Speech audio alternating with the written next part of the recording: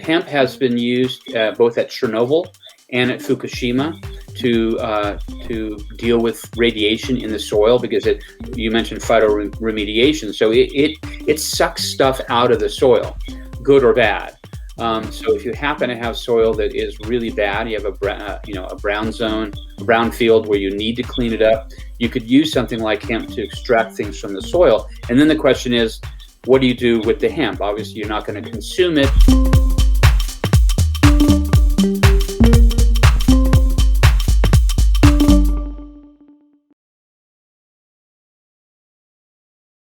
Well, hello, everybody. Welcome. If you're just jumping on, or when you jump on, slow, like, share, comment. Join us at globalhempassociation.org. Today, I'm really excited to have Zev on. Zev and I met with Michelle. Michelle actually made the intro, and I'm bummed that I didn't get to stop by and see you this last weekend at NOCO. There was lots going on. I got stuck. I shouldn't say stuck. I got to MC one of the stages the afternoon of the last day, and so it just kind of tied me up. But with that being said, would you introduce yourself? Tell me a little bit about where you're at, and how did you get into hemp and into this industry, Zev? Oh, well, thank you, Mandy. I really appreciate the time to be able to chat with you. Yeah. My background is sustainability and biology. I've been a consultant and an educator in a whole different variety of sustainable elements of the world: housing, renewable energy, energy efficiency, transportation, things like that. So hemp was something that was kind of always in the background. I'd hear about it occasionally, mostly through clothes or other kind of really durable products. But it wasn't until Colorado passed Amendment 64 way back in 2012 that I turned to my partner, my business partner, and my wife, and said, "Hey, this industrial hemp is going to be really big. It's going to be way bigger than the marijuana side, because there's so many more avenues that you can follow down." So at that point, we had a sustainable marketing and PR firm, and I said, let's become the marketing agency for the hemp industry, at least here in Colorado, where I'm located.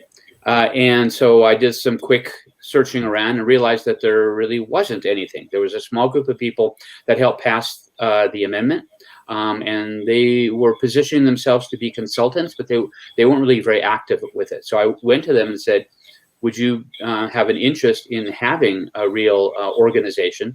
Their single page website was called the Rocky Mountain Hemp Association. And I said, would you like this to become a real association with members and events and ongoing communication? And they just kind of said, well, sure. And I have a background as a nonprofit executive director in a number of other entities over the last 20 years. So I said, well, I'd be happy to do that. So I tend to jump in when I see that there is a need. And most of my focus has been helping to start things. So we started the Rocky Mountain Hemp Association. And then about 6 months later, when we looked at our membership and who we were helping and who was contacting us, I went to the board and said, we have members from all over the country. And that was when we decided to convert it into the National Hemp Association. And I was the founding executive director of that up through the end of 2016, when they moved to East Coast to focus on federal legislation, which eventually was successful. Thank you very much. And I stayed here in Colorado and realized that at that point, since I wasn't going to be running the association, where could I be most useful? And one of the things that I realized is that farmers were willing to grow industrial hemp, but they had really no idea nor outlets to find buyers. So I hooked up with a brilliant technology partner out of the Bay Area who put together from the ground up a website that helped farmers get the word out. It's called the Raw Marketplace. And we created that together, and I did the marketing and all the vetting and everything to help get it going. And again, over the first few months, this was the fall of 2017, and over the first few months, we realized that people wanted to do a lot more than just selling biomass that farmers had a lot of. So we slowly built in the ability for essentially all kinds of hemp products and services to be displayed on this website and let people connect, buyers and sellers connect. We weren't involved in the transactions at all, unlike some other marketplaces that are out there. We just hooked up people, a little bit more like a Craigslist. I did that. So there wasn't any type of like verification at the time. There wasn't anything formal, for sure. And that was, unfortunately, I ended up spending probably half of my time trying to verify and vet the sellers on there. So we had a whole growing list of things that people needed to do to determine and to confirm that they were who they said they were, and that they were selling what they said they were selling. So we needed COAs, we needed licenses, we needed personal ID like a driver's license. Usually I would have to go through and look at their website and see if it made sense and if it was the same as the information on like their social media and the stuff that they gave us. And unfortunately, there's definitely a wide variety of people out there who inadvertently or intentionally were being deceptive. So when I ended up parting ways with the raw marketplace, I ended up moving into a company that just focuses on verification, because it is such an important need to help bring the industry up to a professional standard, similar to pretty much any other kind of commodity industry or health-related industry, things like that. So I've been, as of last September, I've been working as one of the leadership team members for Rhizo Verified, and we're starting off with verifying hemp seed, and we will be moving into other products as time goes on and as we build up our SOPs on exactly the best way to verify other products securely. Okay. So talk to me about what you've seen in the industry and where you see it going. Like, because you've been in it for a while and in it from a bird's eye view, as well as working, firsthand with the companies in the different roles that you've taken. What are some of the big changes that you've seen? It's a really important question, because people have to understand that this industry, despite everything that's going on, it's extremely new. I mean, we're talking 7-8 years of growing. And I tell everybody, I tell my clients, I tell my friends, I tell people who know nothing about it, that this industry is still in the R&D stage.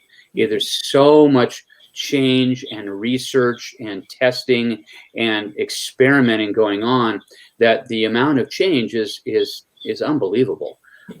So every day is different, and the trends that we are seeing is obviously, as this research bears fruit, we start to see more and more companies and industries begin to take hold. The CBD portion, the oil portion of the industry, is certainly the one that has the most developed supply chain. It's the most it's got the biggest market share. It's got the biggest awareness out there. And I think the thing people have to also realize is that when you're talking about extracting oil from a plant, it's not new. Think perfume. Right. I mean, it's been around for whatever, 100 years. Oils. Yeah, a long time. Yeah, I think the Egyptians did it too. So it's really been the technology's out there. We're making anybody that buys essential oils. There's companies out there that have been doing that, but they hadn't done it in this industry, and they hadn't worked with this plant. And you have to overlay on that the legal complications that this industry is constantly dealing with because of its relationship to the high THC side, to the marijuana side of the cannabis industry. So that whole piece is something we've had to work with and are continuing to work with as we move forward. So we're going to see many, many more elements. I think you had a guest on very recently that was talking about fiber and grain, and I think that's absolutely the next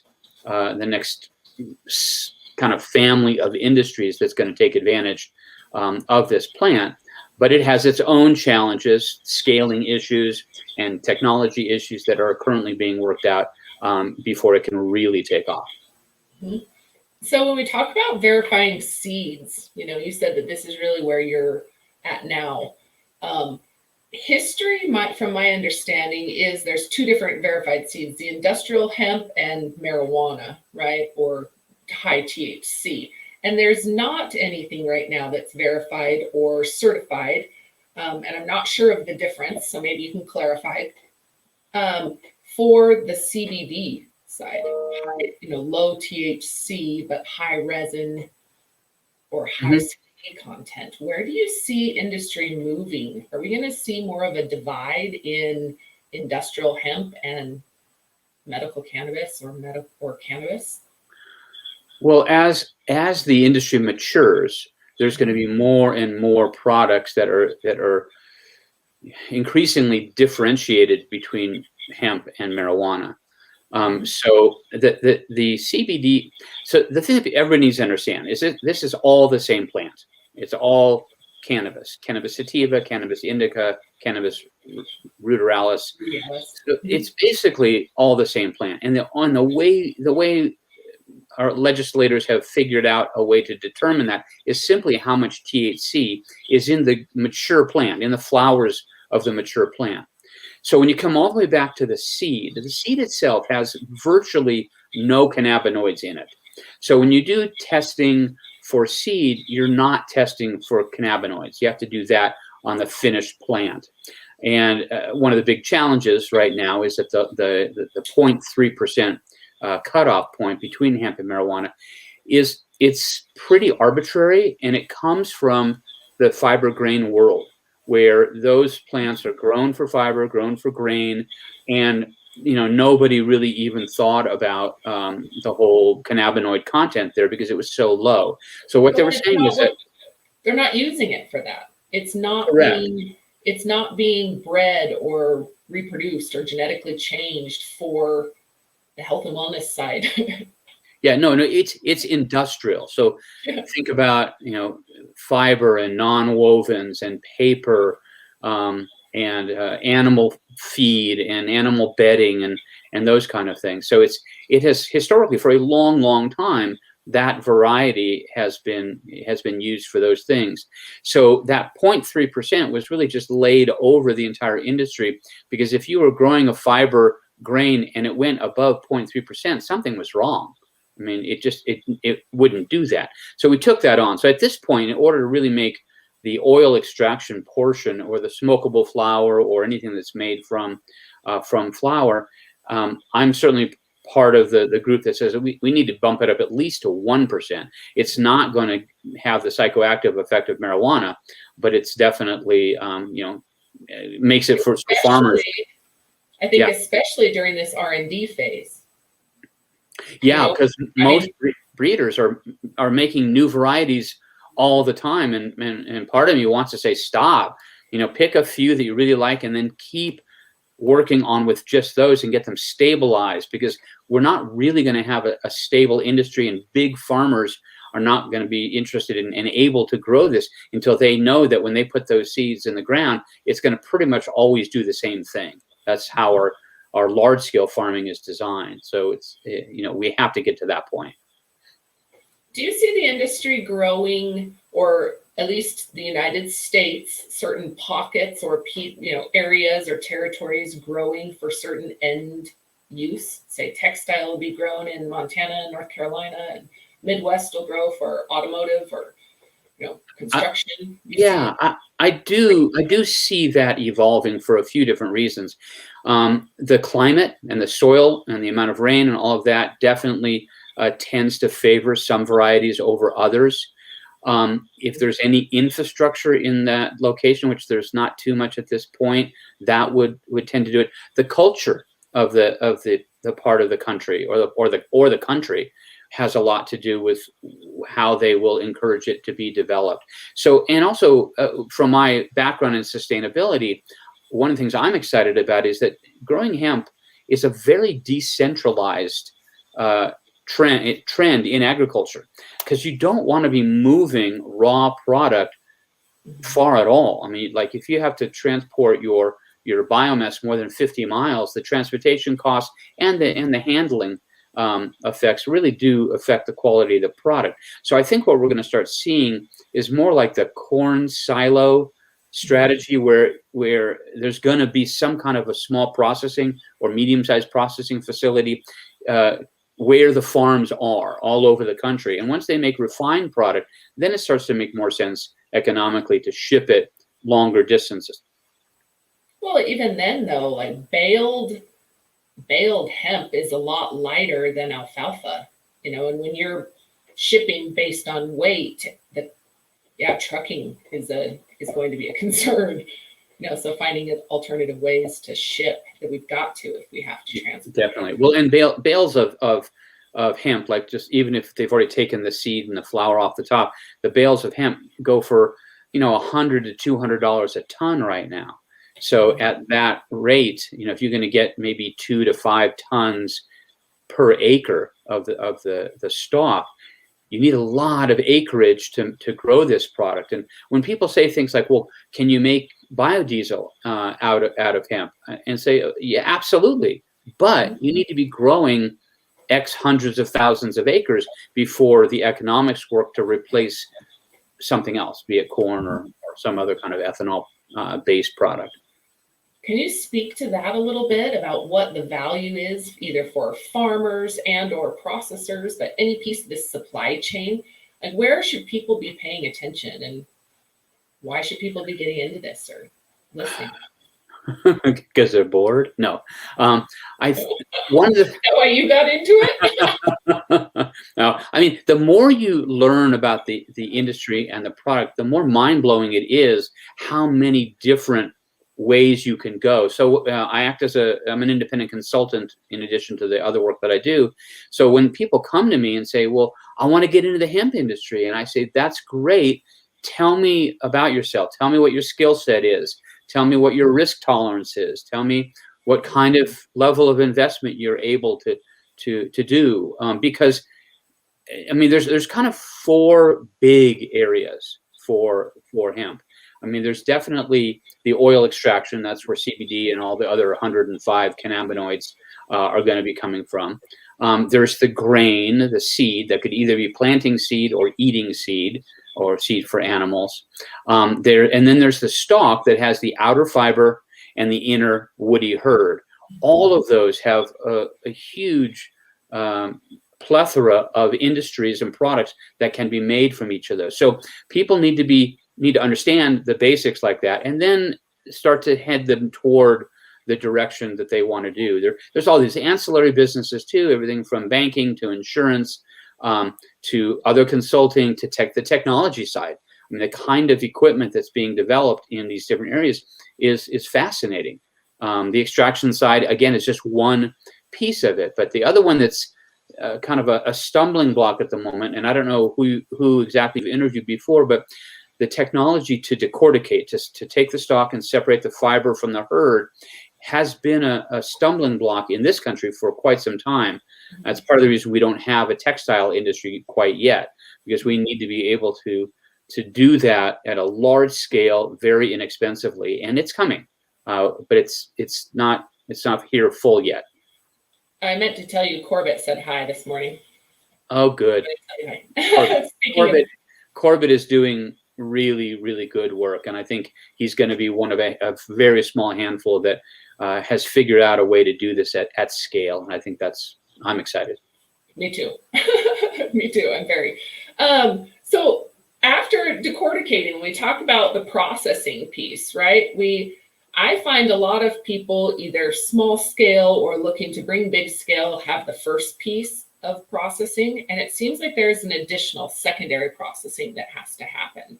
What type of talk do you hear about, especially in the textile space, the degumming and the combing and so forth, and how clean it is, or those standards, verification? I'd like to talk a little bit about that. Where do you see the industry going, and what do we need? Yeah, no, good question. Because we're still in a pretty early phase, people are just to the point now, for the most part, of just getting clean fiber and clean hurd from the stalk.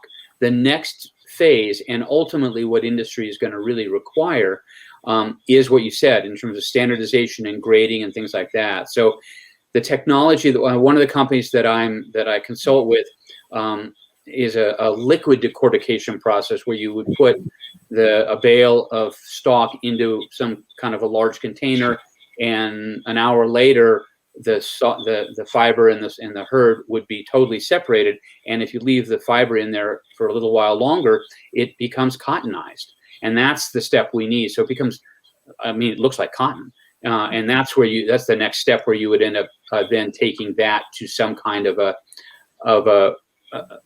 weaver or a spinner to be able to begin to move it toward the next steps to make yarn, which still takes a number of steps. So we've got the first ones. We got a pretty good idea of how to do the first step, and then once we've got enough product, they'll start testing on figuring out things like degumming, as well as what do you do with the whole stalk? How about if you just grind up the whole stalk really well and make products out of the whole stalk? I think that's also being researched, and I think we're going to find a variety of products that are really helpful for that. Oh, I think the plastics market, right? Being able to break it down to the cellulose, I think that's where there's so much value. Yeah. Actually, I was consulting with an oil drilling company for a while, because if you take that hurd, the inner woody core, and pulverize it and powderize it, it actually can be used as in the oil, gas, and drilling industry as a sealer. It's a liquid. It basically seals the well hole, so that if you go through a porous layer, you won't be losing all your drilling mud out of that. And that's been tested by a few companies out there.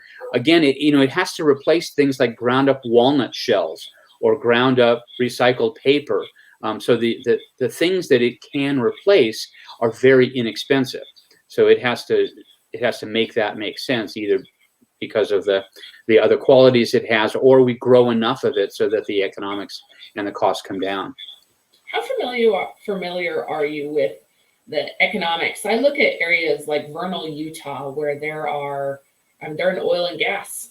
They've got fracking and oil wells and drilling all over out there, right? And because a lot of that's been shut down now, or because there's this opportunity now with hemp, I look at not only absorption factor that hemp has for spills, but for what we're able to do to the soil and to remediate the soil. Can you speak, or how familiar are you with the economic piece that's involved there? Well, so much of it has to do with scale. So hemp has been used both at Chernobyl and at Fukushima to deal with radiation in the soil, because you mentioned phytoremediation. So it sucks stuff out of the soil, good or bad. So if you happen to have soil that is really bad, you have a brown zone, a brown field where you need to clean it up, you could use something like hemp to extract things from the soil. And then the question is, what do you do with the hemp? Obviously, you're not going to consume it, and it depends what's in there. If it's a high enough concentration, you might want to, boil it down and extract those things out of it, like heavy metals, things like that. So it's being used for that. Certainly research is happening and has proven that it's good. The other thing is that I've heard that some corn farmers are looking at it as a rotation crop, primarily, maybe because they can make some money, but primarily because it really helps loosen up the soil. The taproot goes really deep. It aerates the soil, it breaks it up. And if you're growing, let's say, corn year after year, the soil gets really compacted. Not even talking about the nutrient effect, but it definitely really affects the ability of the soil to work well. Right. So, yeah, I mean, there's so many things that people are really thinking about and trying to figure out how to make it work. And growing at scale is going to allow a lot more of this to happen. So when we talk about scale, you've mentioned that a couple of times, what's preventing us right now? What are the pitfalls? We talked about decorticating and these different steps, but when we talk about growth, where do you see the other pitfalls, or where are we at as an industry, and where do we need to be? Well, if you look back from 2014 up to 2019, we multiplied the amount of hemp that was grown by 2, 3, 4 times. 2019, I think we finally hit the wall of the amount of hemp that could actually be processed and sold off to manufacturers and then wholesale and retail distributors. So and that hasn't, well, since the end of 2019, it hasn't changed too much because of the oversupply, which caused the prices to go way down. And then also the pandemic and the fact that a lot of things weren't really happening. Supply chains, a lot of things were difficult in 2020. So I do suspect that in 21, we're going to see a small bump up. What we're really waiting for is, one of the big things we're waiting for is for the FDA to come out with some very clear guidelines on how you prepare it, what the dosing is, what has to be on the label, pretty straightforward things, but something that we don't, the guidance we don't have yet. So big companies, think Weyerhaeuser or Coca-Cola or other companies that would use this in a food, drink, cosmetic way are being very, very cautious. Really big companies are just kind of doing research in the back room. They're going to be ready. But until that happens, I don't think we're going to see a big jump in the industry. But when it does happen, I think the potential is it will be the next big jump, and then we'll be able to grow more, we'll be able to do more. Now that's on the food, drink, and cosmetic side.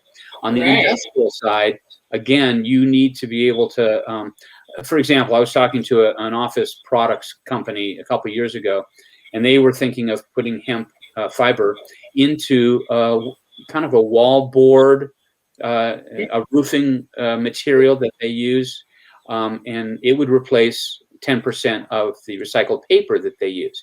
And the innovation person there, the main person, said, well, if we do that, if we put 10% of hemp in there, we're going to need 800,000 pounds of it the first year. And I said, that's great. We don't have it. So a lot of these bigger companies need really consistent, large-scale inputs in order to sign a contract and know that they're going to get it. And we just aren't quite there yet. I'm aware of millions of pounds needed in order to sustain factories. So even if they are going to build, our growth, and it's kind of this chicken before the egg, right? Egg before the chicken. And do we build and they will come? And then once we build, now the headache is, okay, if we build this facility, how do we know we're going to have farmers committed to supplying the facility? Then, farmers are saying the same thing on the flip side is, well, we will grow it as soon as we know somebody will take it for us. Yeah. And I have a hard time encouraging farmers to grow it without that end contract. It just is. Yeah, agreed. And I think it's really wise that the consulting I would encourage all of us to be giving to farmers is ideal, unless you are just doing a really small amount and you're just doing research and testing for yourself, that's fine. But if you want to do a substantial amount, and I'm talking, 100 acres and above, it really would be nice for you to know who you're selling that hemp to before you put the seed in the ground. I mean, that's how it works in other commodities. So what I encourage them to do is to build relationships close by with others who would be part of the supply chain. And you've got to go slow and go carefully. So it doesn't mean you're going to plant, 1,000 acres the first year. You may only plant 20 acres, but then you show your friend who's an engineer, owns an engineering company, and say, hey, this is what I've got. What can you do? Can you do something with this? And you build those relationships locally, because all of that used to be there. I mean, the corn farmer knows, John knows Jim at the silo, and Jim knows Bob at the manufacturing of the cereal company. And so that took a while to develop. And so we are in that stage of building those supply chains. It's really just relationships, one after another down the line. Yes. So, and I guess that's exactly why you probably built the association the way that you did, is right, just to provide those opportunities and a place for people to connect those supply chains. Yeah, I mean, just as you are doing here, bringing different people together, since there was a lot of interest, but there was very little knowledge. People certainly didn't know each other. We provided a context for them to all be able to be informed, to have ongoing communications. We did 50, 60 events over those couple of years. Some were educational, some were just social. It's really it's building the network of people and helping people. I mean, I remember those events. The thing that I loved doing was going, oh, Susan, you need to meet Alice here, and just put you together and let them do their thing, because it's so important for people to just know who else is out there that they can work with, because everybody is trying to figure out how to be successful. Yes. Well, and I think more, I always ask, or people always say is, well, come into your meetings. We have an opportunity to meet people from all over the nation or all over the globe. About 25% of our attendees are international, right? And then when we get to NOCO, it's fun to say, oh, we met, they're standing talking, and we met on your call, or we got to talk to somebody on your call. It's awesome. It's very cool. So back to verified or certified. I was speaking to another who I would consider an industry leader, a pioneer who's been in it for 20 years, said, this grading or verification that people are talking about for the fiber industry is not going to work. And so I'm kind of curious, what's your opinion on the need for this grading piece that in my opinion, provides our buyers security and our farmers security to know what price they're going to get for their product, or what price they're paying for what quality of product. What's your opinion? Where do you see that going? Well, we absolutely have to get to that point. Again, because large-scale companies who are manufacturing whatever they're manufacturing, they work off of specs, and often very, very specific specs. So you go to someone who makes some kind of a woven material and say, hey, we've got hemp fiber, and they go, great. What's the length? How clean is it? How all sorts of existing requirements, fire retardant or other health standards or things like that. So anybody that's moving toward providing products to do this needs to be able to answer all of those questions. So it's happening. There's all different kinds of grading. Like in the seed part that we're doing with Rhizo Verified, part of the goal is to educate breeders about exactly the best way to both. We're not telling them how to grow it, but we are telling them how to prepare it for sale. So cleaning your seed sounds like a very straightforward thing. And we've discovered over the last several months that it can be there's a lot of different elements to it. The way you clean them, the way you sort them, what you need to do to end up with a bag of seed that has 99% germination, which we need it. It really needs to be above 90% before we will bring them into our program. So what we're finding is helping seed breeders understand the cleaning process, because we will take stuff. We'll go to their farm and we'll take a sample of their seed and send it off to an AOSCA certified lab. We use Oregon State University primarily. And they'll do their testing for germination and feminization and purity.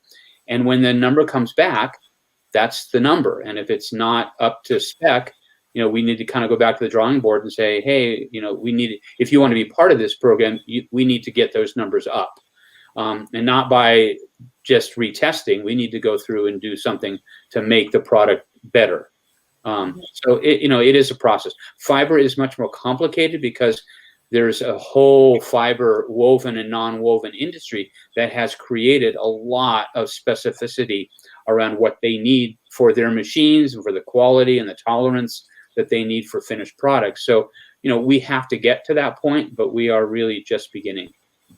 Well, and I think when we talk about woven and non-wovens and we think about the textile industry, we're talking about feminine care products.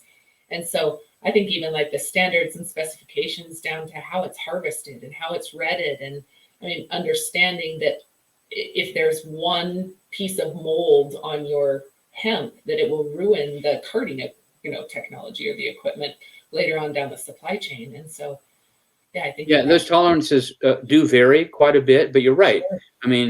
Especially if you're doing something that's in the healthcare industry. Because it's so absorbent. Yes, it works good for animal bedding, but it would work good for diapers or feminine hygiene products or so many things.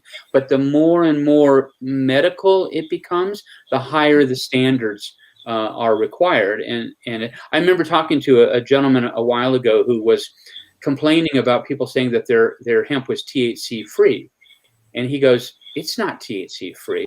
I mean, you put it through a good testing facility, and you're gonna find THC. It might be 1 part per million or 1 part per billion, but he comes from the vaccine industry, and it needs to be 1 part per quadrillion in order for it to be considered non-detect. Now, Sure. we're nowhere near that. I don't know that we need to go to that extent. But again, people need to understand that as it gets more and more well-known, as more products are being done, the standards of testing and quality are just going to continue to increase. Well, and like you said, I think that it's necessary. And really, I look at it on the consumer side. How are we going to bring big industry into hemp, or bring hemp into the mainstream without that understanding that the company is going to get a supply of the same thing? And that's tricky on the CBD side and the health and wellness side. There are so many variables. Well, and if you don't have standardized seed, there's no way you're going to have standardized oil. So, and in some instances, it doesn't matter so much. I mean, that's part of the reason we are seeing a lot of isolates that got really popular a couple of years ago, because companies know how to work with a single ingredient. I'm not saying health-wise is better. I don't actually think it is, but it's just a way that the pharmaceutical industry only knows how to work with single molecules. That's how they're set up. So they're never going to be providing products that are like whole plant, because there's no way that at this point that they know how to test it and to verify it and to make a consistent product. Right. Well, and for those that are listening that are unfamiliar or not very, I guess, new, or that are new to the industry, it's definitely from one plant to the next. The terpene profiles can change based on the amount of water that's provided. Is that correct? Oh, well, essentially, I mean, it is the variability is still pretty broad, and we don't know. I mean, you mentioned terpenes. That's all the things you smell, and there's like 250 different terpenes. So that's what gives marijuana its indicative smell, what you're used to. But same for hemp. I mean, it smells as well. They're very volatile. They boil off at a low temperature. It's not hard to destroy them when you go through like a distillation process. It tends to destroy all of them, so you need to do something different or add them back in if you've taken them out. So there's the thing about when you compare the hemp or cannabis to something like alcohol. Alcohol is a single molecule.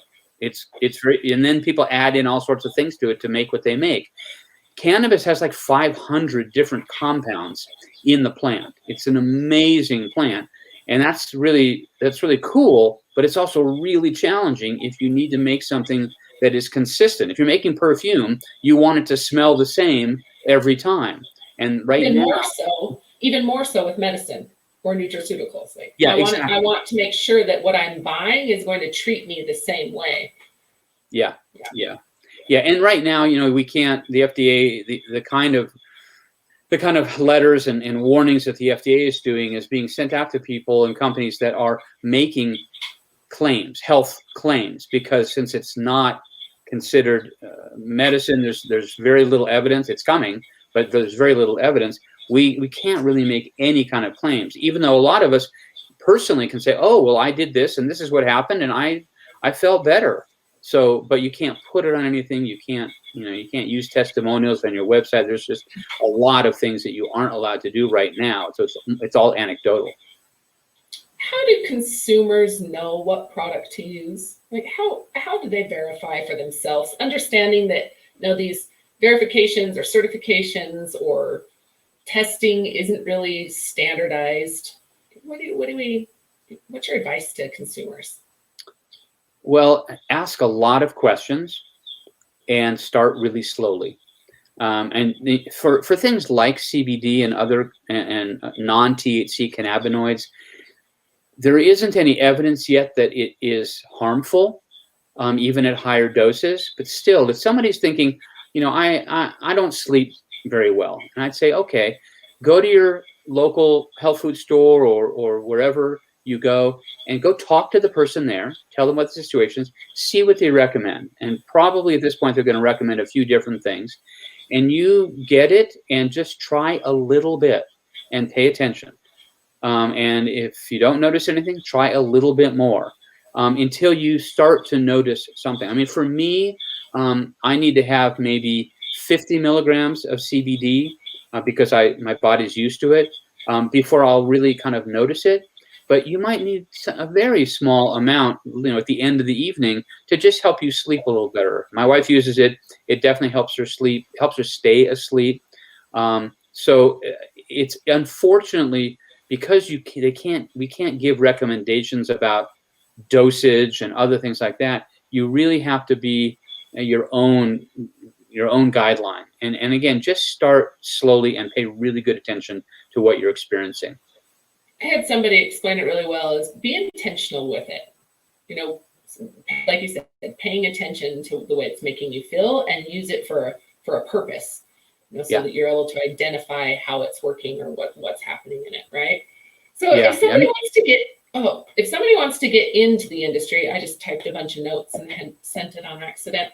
If someone wants to get into the industry, because this comes up quite a bit, either investors or entrepreneurs looking to get in because they now understand, kind of like you did, the sustainability piece, or they have a passion for building and construction materials. Where would you recommend they come in? Where would you recommend they start?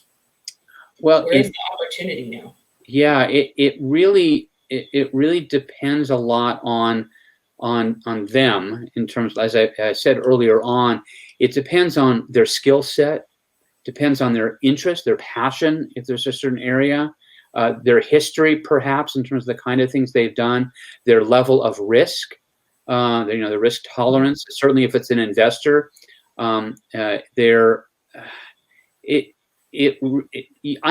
have a conversation with people. I'll have like a half an hour conversation. I'm happy to do that anytime to just understand what it is why they're curious about it, what they do, what their time horizon is, how quickly they feel like they need to get into it. If they're beholden to investors to come up with some kind of results quickly, that's going to determine.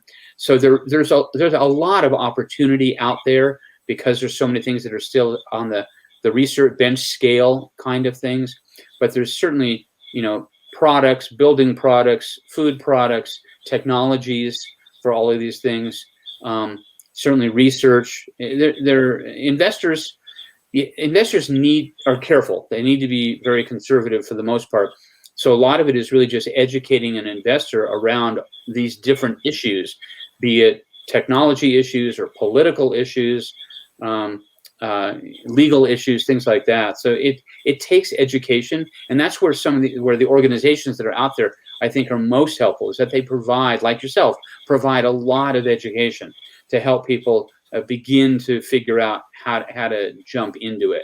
When I talk to someone who says, "Hey, I'm going to start growing 1,000 acres next year," I try to dissuade them from doing that right away unless they've already been growing that much of maybe some other crop. But for the most part, I really encourage people to start carefully and slowly, because it does do things differently. The same seed in California will respond differently in Nevada and in Maine. So you really do need to do. I'm talking with someone right now in Trinidad and Tobago who is wanting to do something, and I said, start with a seed trial. Get a bunch of different seeds and see how they do, see how it is there before you launch into doing, like I said, 1,000 acres. So, I talk to people all the time that are trying to get into the industry, and that's typically the kind of advice that I begin with. That's awesome. So political, you mentioned that a little bit. Well, and there was a question. I want to ask this first. I just saw right here. Brighton said, in places where THC is legal, are we seeing testing for medical applications so we can move from anecdotal to clinical? Yep. In places, okay, so again, THC is another part of the industry, but the concept is the same. We are seeing lots and lots of research beginning. Now that the federal government and USDA and other entities are allowing grants to happen, we are starting to see that. And as that evidence comes out, I mean, one of the areas that's being focused on is different cannabinoids for epilepsy. I mean, the one approved drug out there, Epidiolex, it's made from CBD isolate. I mean, they start with the whole thing, but they end up with isolate. There's a lot of evidence that it does work, but they had to go through many years of pharmaceutical grade testing in order to do that. So epilepsy is certainly one of the things that we're starting to see more. Other kinds of neurological issues are certainly being focused on quite a bit. Anxiety, which is a much more complicated thing because it's a nuanced, it's not really a disease in the same way. But we're also seeing that for pets. I mean, a lot. I know of a company that just did an observational study with 100 dogs for a CBD treat, and they did the survey and they got questions before and after, and the evidence that's coming back. And again, this is observational. It's not like they took blood samples from the dogs, but they said, yeah, it made a big difference. We're seeing changes in all these different kinds of behaviors. So, the research is definitely coming, and I think what we can do is really encourage more and more of it. Do you think that we're moving towards federal legalization for marijuana? Mm-hmm. Absolutely. Oh yeah. I mean, for a number of reasons. A big one is money. I mean, these states are seeing this as a way to make money. They're also seeing ways. It's interesting where THC just became legal in New York, and now there's, I don't know how many, but probably tens of thousands of inmates that are going to be set free because what they were in there for is now no longer illegal. So it's going to change the weight on the justice system in that way. So yeah, it's moving more and more that way. I personally think that I would like to say it'll happen this year, but I would say probably for sure in the next 2 years. The Safe Banking Act is a big one that was just reintroduced that allows banks to, it shields banks from illegal activities by working with both marijuana and hemp companies. So that's going to help. I thought it was fascinating that the cannabis industry was considered an essential industry during the pandemic. The same way that liquor stores were, probably for a lot of the same reasons. So that's a really interesting federal acknowledgement that this industry is helpful. It's useful for people in a variety of different ways. So we are definitely creeping in that direction. And when it becomes legal, you can have a lot of people jumping in and a lot of stuff going on. So it'll be a race. In some ways, a race to the bottom because there'll be so much competition in there. But I think we're going to see a lot more activity and a lot more. It'll become more a normal part of our lives. Do you think that it will affect the industrial market? Especially think about like zoning and availability to grow and cross-pollination, where fiber is definitely a male-dominant crop. Yeah. Cross-pollination is a big, complicated deal, and I mean we're going to see all sorts of interesting things. I mean, like Northern California, Humboldt County has just made growing hemp illegal. Understandably, marijuana has been in there for a long time. It's an integral part of their economy. I've heard in Oregon, I don't think they've done it, but I've heard rumor that at one point they were talking about on the west side of the Cascades, it was going to be marijuana. On the east side of the Cascades, it would be hemp. So it'll be isolated that way. Pueblo here in southern Colorado is one of the first counties to actually put in a buffer requirement. It was actually required by the marijuana side because they were already there, but you have to be like 5 miles away from an outdoor marijuana grow if you're going to grow hemp. Okay, so here's where I have some question though, right? If you have a hemp license, that's public record. That's available for anybody. If you have a marijuana license, it's not. If I'm coming in to grow how do you know? How do I go in and know, or who was there first, or? Well, it's being handled in different ways. If you're going to go and get like let's say in the county, in Pueblo County, if you want to get a hemp license, you'll have to apply, and then they'll put it through whatever filter they put it through to say, oh, that location you want is too close to X, Y, and Z. You can't do it. So it kind of depends on. So that goes back to the state or county's system and program to be connected or talking to each other. Another thing I want to mention about the CBD world is I think what we're going to see is something similar to the beer world, where you've got the really large Molson Coors, Budweiser that pump out fairly straightforward product, and then you've got the microbreweries, which there are obviously tens of thousands of those across the country. I think we're going to see that. We're going to see a farmer that grows 5 acres of really premium, or maybe 10,000 square feet in a greenhouse of really premium high CBD or high CB something hemp, and they cultivate it really carefully, and maybe it's for smokable, maybe it's for pre-rolls, maybe it's for extracting oil or press or things. So I think we're gonna see both of those happen. I'm glad, because I think boutique is nice. It also supports the local economy more, and you just get unique flavors. Yeah, well, and I think that what you see too is I kind of look at it like the honey. Honey is really great for allergies in our area, and I think that being able to buy from your community and support that community is exactly what this crop really has been about. And I really think that we're going to find, I'm just speculating because I'm not the doctor, but there are benefits to the local grown harvests. Well, yeah, I mean, eat locally has both a health and an economic benefit. And I think grow locally, whatever you're growing, is going to be the same thing. But also you cut down on a lot of other expenses when you keep things more local. So you don't have the transportation costs, and the money stays local and it circulates. I mean, we know that from an economic sustainability, kind of a stable state economics perspective, that the benefits are multiplied quite a bit when you keep things local. So that element will happen. But like I was talking at NOCO, a gentleman from Ghana who said, hey, we want to grow biomass and ship it to you.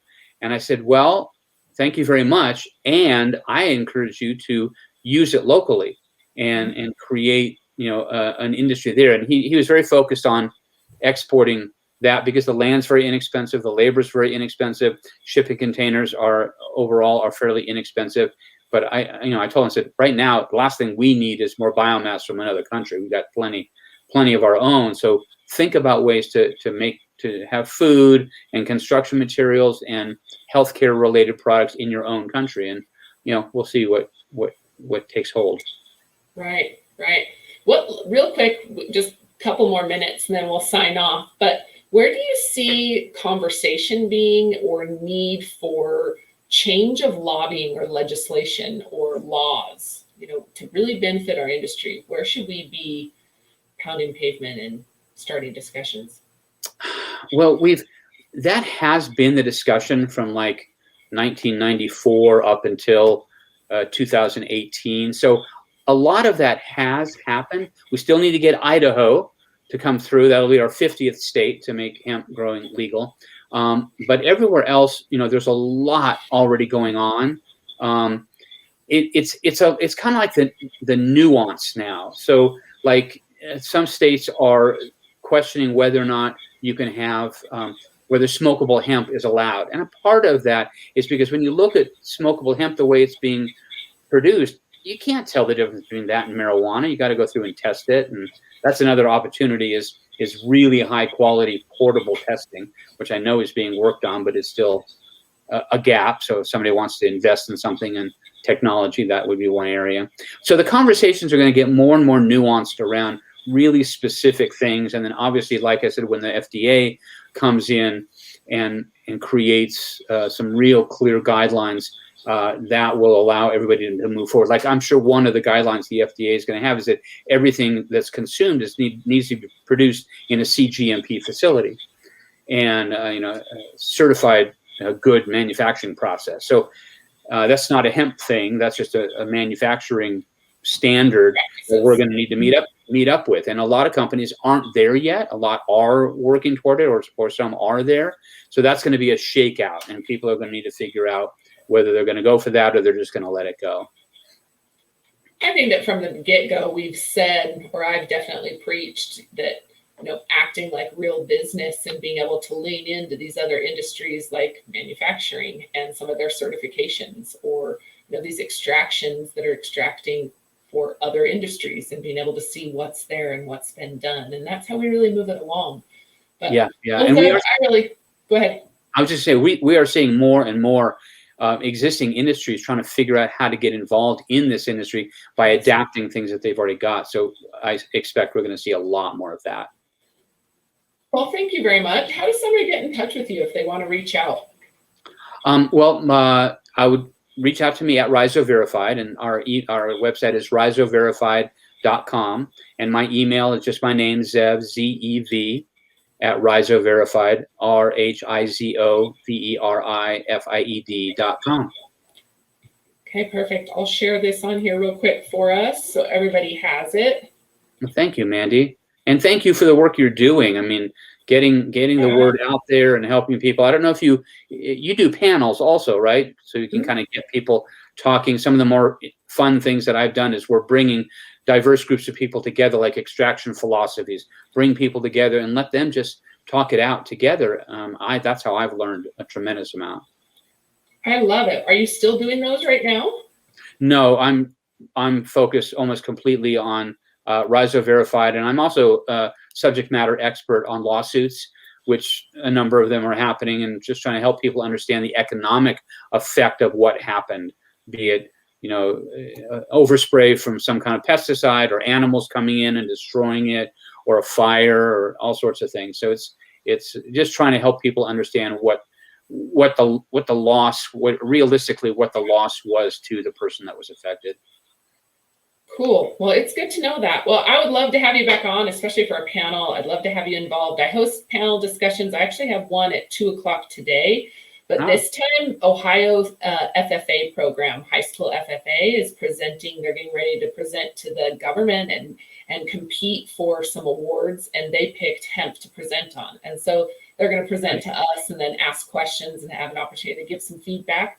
But every Thursday at 2:00, I do a Q&A type panel discussion, and on all different topics of the supply chain, all different pieces. So last month was solely focused on farming, and then now we're going to break down the rest of the supply chain. But I really wanted to get information out about seed and harvest equipment and timing and so forth. So great. If any farmer is looking for verified seed, where are the people to come to? Awesome. Well, I would love to have you on, Zev. We'll talk soon. Thank you, Mandi. Have a good day. Thank you for your time. See everybody. Talk to you later. Bye-bye.